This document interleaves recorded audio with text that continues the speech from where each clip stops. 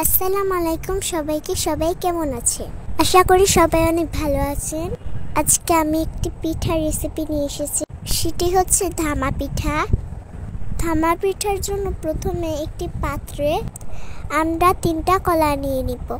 আপনারা যত বড় খেতে চান সেই অনুযায়ী কলা দিবেন। কলাগুলো ভালো করে চটকে নিব যাতে কোনো দানা না থাকে। এখানে কিছুটা পরিমাণ চালের গুঁড়ি দিয়ে দিব।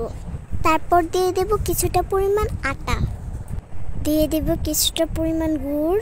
আপনারা চাইলে এখানে যে কোনো গুড় ইউজ করতে, আমরা আখের গুড়টা ইউজ করেছি। দিয়ে দেব স্বাদ মতো লবণ আর একটু বেকিং পাউডার।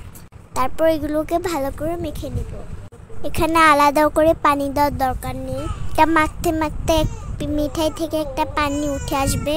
তারপর একটা পাতিলে অনেকটা পরিমাণ পানি দিই। তারপর একটা কাপড় দিয়ে পাতিলের মুখটা ঢেকে দিই। কাপড়টা ভালো করে বেঁধে দিয়ে একটুকু এভাবে ঢেলে দিব। এই তো পুরাটা ঢেলে নিলাম। এখন চুলার জাল মিডিয়াম আঁচে রেখে দিব। তারপর ঢাকনা দিয়ে ভালো করে ঢেকে দিব।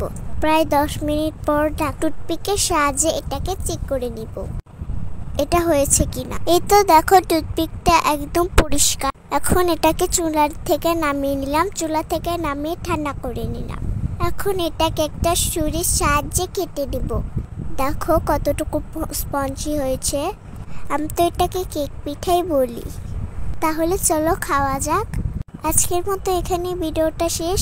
সবাই ভালো থেকো, সুস্থ থেকো। চ্যানেলটাকে লাইক, কমেন্ট, শেয়ার, ফলো করে দিও। আল্লাহ হাফেজ।